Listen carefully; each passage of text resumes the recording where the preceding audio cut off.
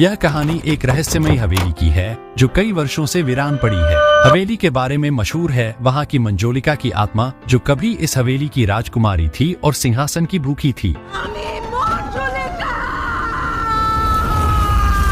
उसकी आत्मा को शांति तभी मिलेगी जब उसे सिंहासन मिलेगा, लेकिन उसकी इस भूख ने उसे एक खतरनाक भूतनी में बदल दिया है। फिल्म भूल भुलैया 3 में मंजोलिका का किरदार विद्या बालन निभा रही हैं, जिन्होंने पहले भी मंजोलिका के रूप में अपनी छाप छोड़ी थी। लेकिन इस बार कहानी में एक नया ट्विस्ट आता है। हवेली में केवल मंजोलिका की आत्मा ही नहीं बल्कि एक और खतरनाक भूतनी का साया है। इस दूसरे भूत का रोल माधुरी दीक्षित निभा रही हैं, जो मंजोलिका की तरह ही शक्ति और सिंहासन की इच्छुक है। यह नया भूत हवेली की असली मालकिन है और मंजोलिका से ज्यादा खतरनाक है। कहानी के मुख्य किरदार में कार्तिक आर्यन है, जो एक नकली बाबा बने हैं। बेवकूफ है दुनिया जो भूतों से डरती है।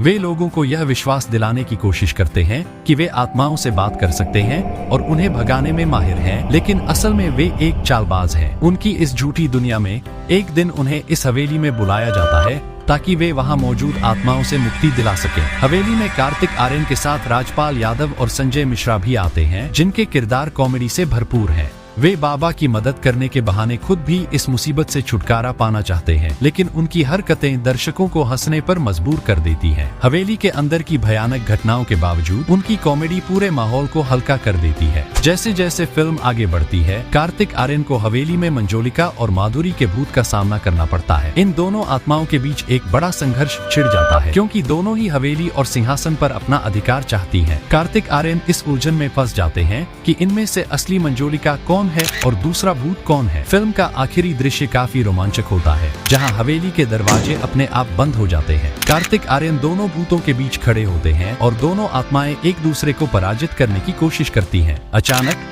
दोनों आत्माएं कार्तिक को घेर लेती हैं और वे पूरी तरह से कंफ्यूज हो जाते हैं कि आखिर असली मंजोलिका कौन है। अंत में दर्शकों को यही सोचने पर मजबूर कर दिया जाता है कि हवेली में असली राज क्या है और कौन सा भूत मंजोलिका है। दरवाजे बंद होते ही सस्पेंस अपने चरम पर पहुंच जाता है और फिल्म की कहानी वहीं अटक जाती है, जिसे देखने के लिए आप सभी को थिएटर जाना पड़ेगा।